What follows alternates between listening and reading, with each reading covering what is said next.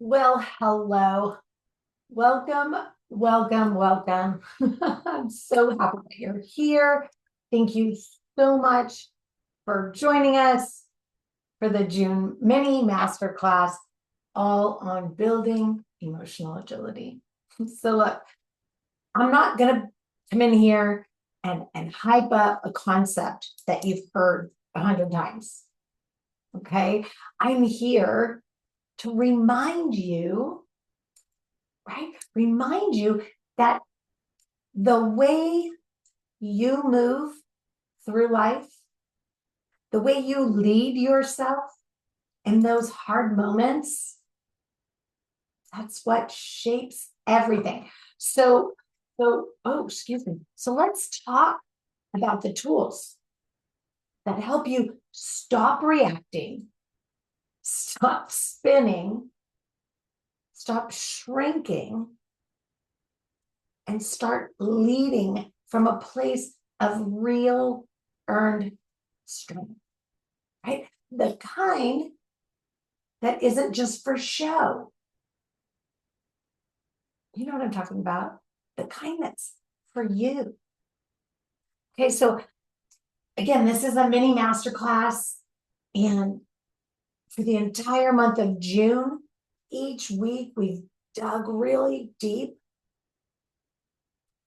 to work on, practice, incorporate, right? Nurture, to cultivate, nurture, and condition new strategies. Okay, so in week one, we went from reaction to response, right? Emotional agility starts with the pause that gives you a choice. Think about this. If you've ever snapped at somebody and regretted it, or swallowed your voice because emotion froze you, fear froze you, or you've spiraled into overthinking. And for many of you, that over explaining that comes after, you've seen what happens when your autopilot is running the show. So what we did in week one was very simple, sure, but extremely powerful. Like, we taught you to stop, to breathe, and actually name what's really happening inside. Because when you can say, I'm angry, or, you know what, I feel anxious, instead of becoming the anger or becoming the anxiety, you get back in the driver's seat, right? Like, you take the wheel back. So I'm going to give you this real quick little mini lesson that we worked on in week one. Okay. And this is that 5-step emotional agility shift. Okay. So number one in this 5-step process is recognize. Now, to recognize, you have to ask, right? Like, what am I feeling? What am I feeling? The second step is naming it, right? Say it, own it. I feel anxious. The third thing is to pause, right? Get present, breathe, pause.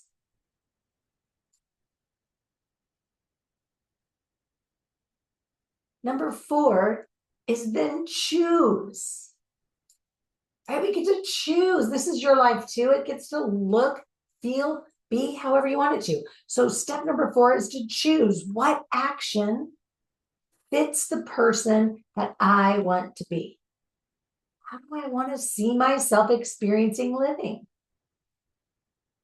And number 5 is that ever important anchor. Right? We've got to anchor it. If you don't know really what I mean,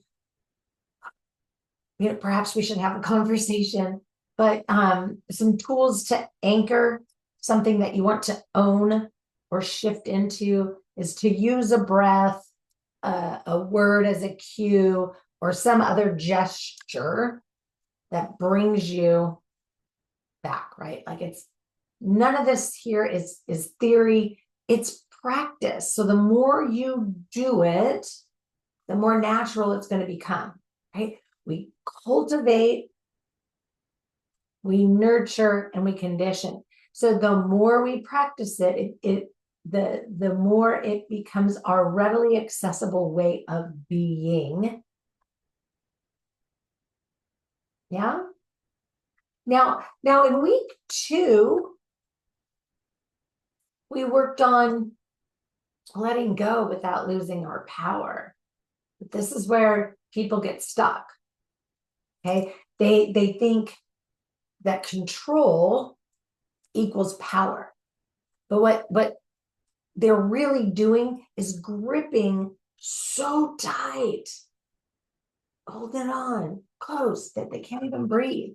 So in week 2, it was all about learning that letting go of this rigid control isn't weakness. It's actually your strength in motion. So think of it this way. If you ever thought to yourself, if I don't stay on top of absolutely everything, it's all going to fall apart. Right? Oh my God, what is that? Jenga. Or maybe for you, it sounds like, if I don't get it perfect, I'm going to be negatively judged.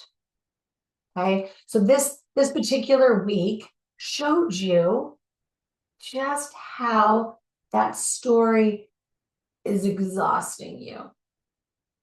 Okay. So our little mini lesson is the flexibility framework that goes with this. Okay. So you have to first be willing, ready, and honest to spot where you're over controlling.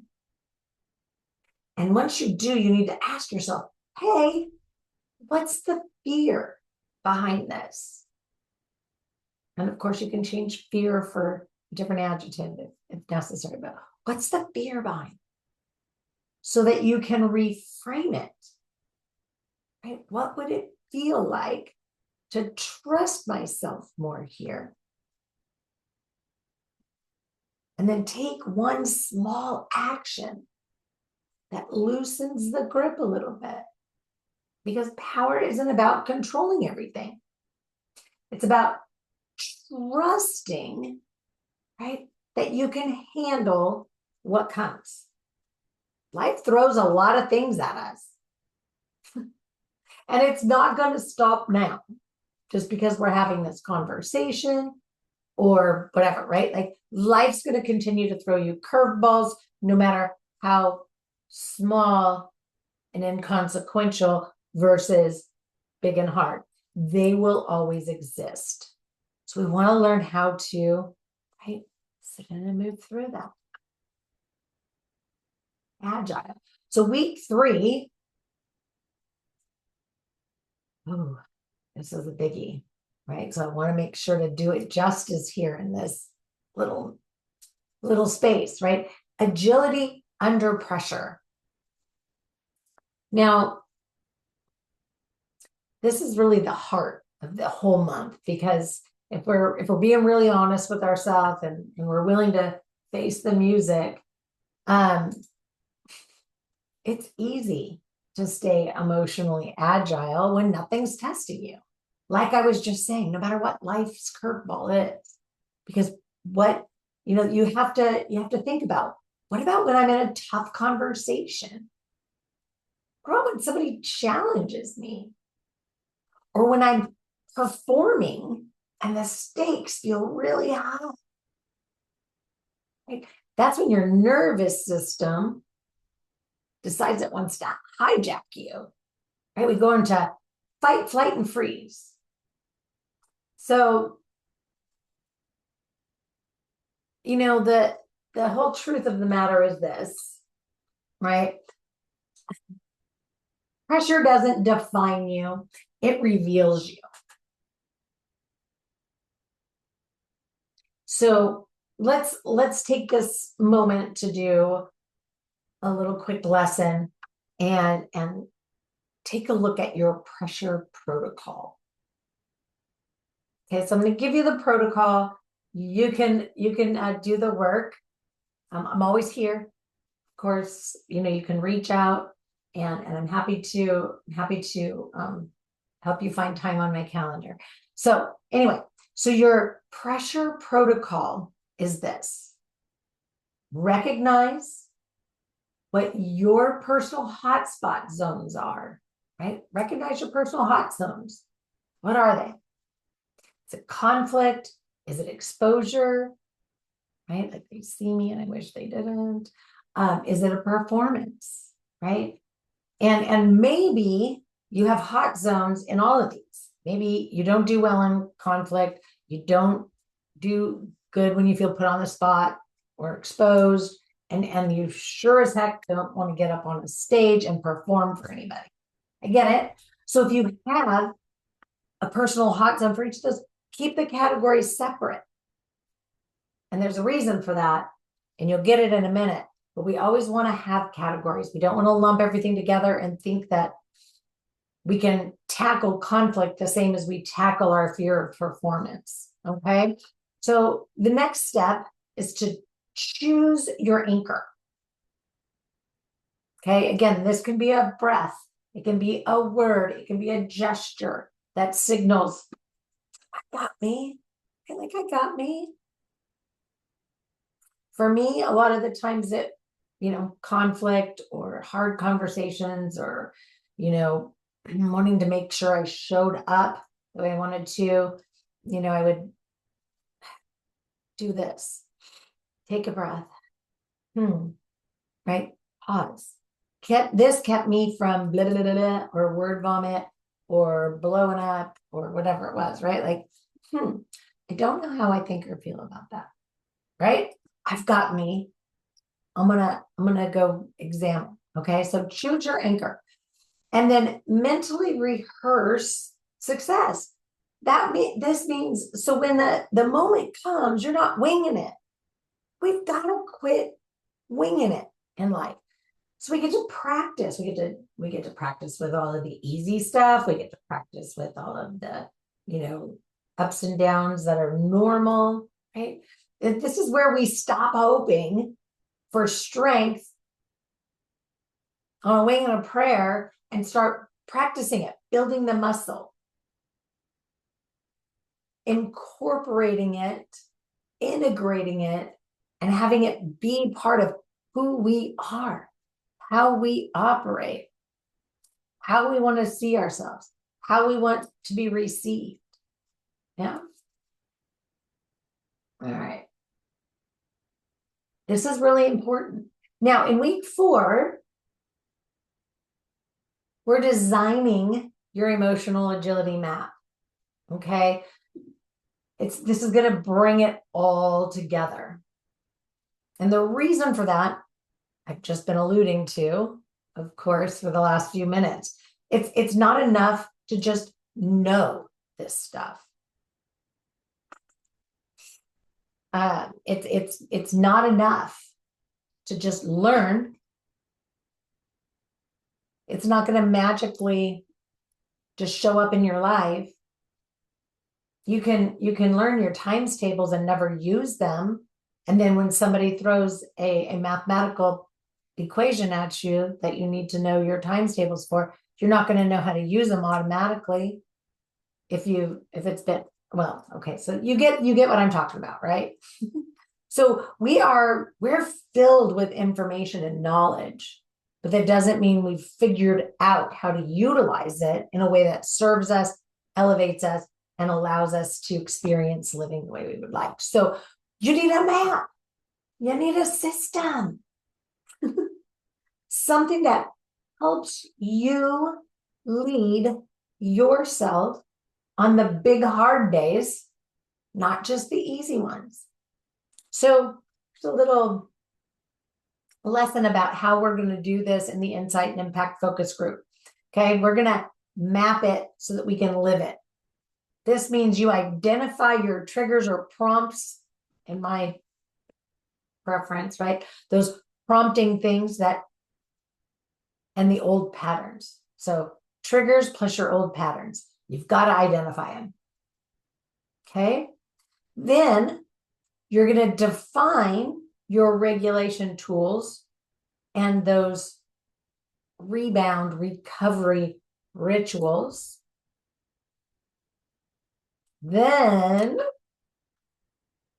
okay, then you're going to fine tune, give your boundary system that energy field, right?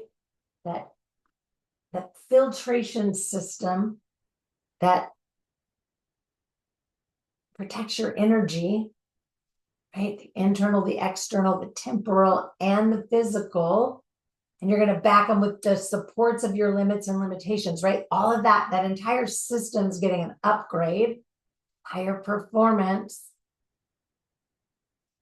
And then you're going to commit to a daily or weekly personal check-in that keeps you aligned. Because emotional mastery isn't something you find.